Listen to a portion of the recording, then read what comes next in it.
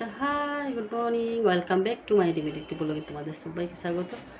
আর এখানে বসেছি দেখো, এখন বাজে গুড মর্নিং ঠিক নয়, 11:30। সব কাজ করে এখানে বসেছি আর খুব টায়ার্ড হয়ে গেছি। টায়ার্ড হওয়ার কারণ হচ্ছে গিয়ে আজকে অনেক জায়গা যেতে হয়েছিল আমাকে। যেমন মেয়েকে স্কুল দিতে গেছিলাম, স্কুল থেকে হয়ে সকালবেলা সব রান্না হয়ে গেছে, 9টার মধ্যে সব রান্না করতে হয়েছে। সব রান্না করে মেয়েকে নিয়ে গেলাম ওদের স্কুলে দিয়ে চলে এসেছি। ওখান থেকে গেছিলাম কোর্টে থেকে, তারপরে ওখান থেকে হয়ে আবার বাজার করেছি। বাজার ছিল না, আলু পেঁয়াজ এটা সেটা কয়েক গাদা নিয়েছি। আবার বস্তা দিয়েছিল ওরা, ব্যাগে হচ্ছিল না, মানে 5 কেজি আলু আর 3 কেজি পেঁয়াজ নেওয়াতে হচ্ছিল না। আর তারপরে সবজিটা সবজি সব বেশি নিয়ে আসিনি, তো ওগুলো হচ্ছিল না। ব্যাগটা আমার যে একটা নিয়ে যাই কাপড়ের ব্যাগটা, সেইটা পাচ্ছি না কেন জানি না। তো একটা এমনি ব্যাগে নিয়ে গেছিলাম, তো ধরছিল না, ওরা বস্তায় করে দিয়েছে আলু বস্তাগুলো। সেখানে করে সবজির সবজির দামটা একটু কম ছিল, যদিও ভাবছিলাম যে একটু নেবো, কিন্তু বেশি তো থাকলে আবার নষ্ট হয়ে যায়, তাই জন্য আমি না, দরকার নেই।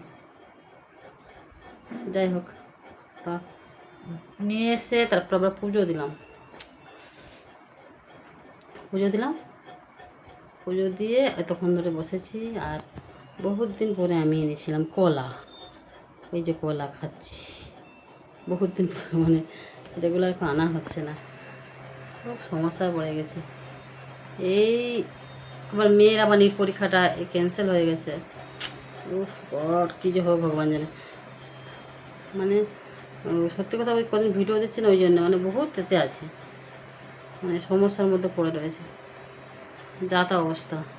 এত কষ্ট করে করে পরীক্ষা দেওয়ার পরে একটা হিসেব টিসেব করে ভেবেছিলাম ওটা কিছু একটা হবে হয়তো, কিন্তু বাস ভগবান আমার সুখ আর দেখতে পারে না আর কি। সুখ আর কি বলবো, আমার তো নয়, অত বাচ্চা 22 লাখ, প্রায় 23 লাখ কাছাকাছি, 22 লাখেই ধরো, 22 লাখে ধরো, কি আর 50,000 কি বাদ চলে যাবে। যাই হোক, কত বাচ্চার ভবিষ্যৎ সেখানে আমারও মেয়ে সেখানে আছে। তো তাই জন্য বলো, প্রথম বছর দ্বিতীয় বছর যে কোনো বছর প্রথমবারেই যদি হয়ে যায় ভালো, আর দ্বিতীয় যদি চান্স নাও তো যা পাবে মোটামুটি একটা জায়গা ঢুকে গেলেই ভালো। আমাদের অনেক ছড়েছে, ইঞ্জিনিয়ারিং ছড়েছে, তারপর ডেন্টাল ছড়েছে, নার্সিং ছড়েছে। এমন মেয়ে আমার, কী বলবো আর, সেসব কথা বলতে চাই না, মনটা খারাপ হয়ে যায়। আর এখন যত দিন যাচ্ছে নিয়ম পাল্টাচ্ছে, যত দিন যাচ্ছে সব, মানে কি বলবো, একটার পর একটা নিয়ম আসছে। তারপরে প্রশ্ন লিক হচ্ছে, প্রশ্ন লিকের পরে আবার যখন পরীক্ষা নিচ্ছে এমন পেপার বানাচ্ছে, মানে বাচ্চা কাচ্চা একদম নাজেহালের অবস্থা। যাই হোক, দেখা যাক কী হয়। আজকে আবার শুনছি যে ডেট দিয়ে দিয়েছে 21 জুনে আবার নেট পরীক্ষা হবে। চিন্তা করুন, আমার আশা ছিল যে 24 তারিখে WBC দেওয়ার পরে একটু বাড়ি যাব। বাড়ি গিয়ে ছোটোটা পরীক্ষা হওয়ার পর বাড়ি যাইনি, বাড়ি গেছিলাম মনে হয় না, যাইনি, মনে পড়ছে না। যাই হোক, তো বাড়ি তো এবার অনেক কবার গেছি যদিও, তো মনে হয় না পরীক্ষা হয়ে গেলে ছুটি টুটি পড়লে একটু ঘুরে আসি, সেটা হয়নি। তো ভাবছি যে যাবো, কিন্তু কই হলো, ভাবলাম 24 তারিখে দিয়েই চলে যাব।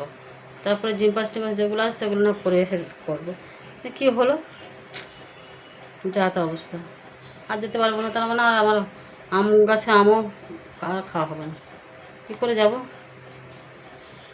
দুটো আম গাছ আছে আমার ওই বাড়িতে। একটা আম গাছ সারা দুনিয়ার লোক খাচ্ছে, আর আরেকটা আম গাছ সেখানেও খাচ্ছে, কিন্তু সেটা তাও রয়ে শয়ে একটুখানি আছে, আমরা যাব বলে। কিন্তু সেটা আর তো যাওয়া হবে না, মানে 21 তারিখ কতদিন থাকবে কি আম পেকে পড়ে লোকে খেয়ে ভুলতে যাবে। একা একা মানুষ হলে যা হয়, খুব অসহায় লাগছে যেন এই পরিস্থিতিটা।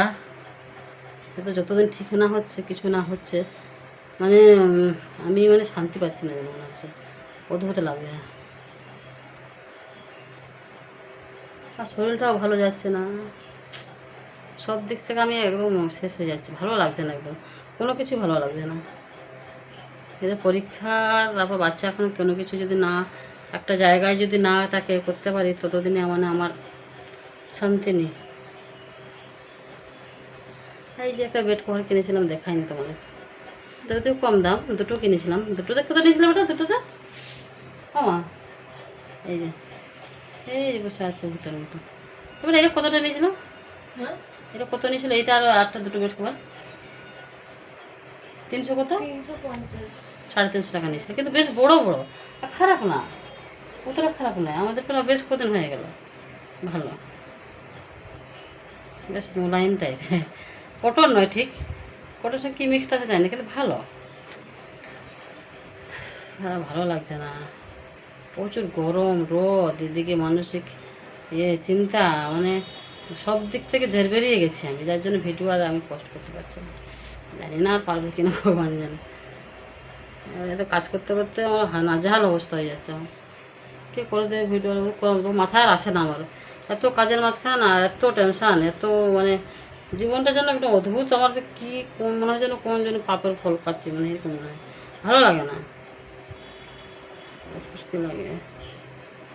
এই যেন কী, কাউকে তো কোনোদিন কোনো ক্ষতি করিনি, কাউকে কোনোদিন ক্ষতি করিনি, কোনো সমস্যা মানে কিচ্ছুটা করিনি, মানে কি বলবো, মানে দুটো একটা খারাপ কথা বলতে গেলে 10 বার মানে বলতে পারি না আর কি।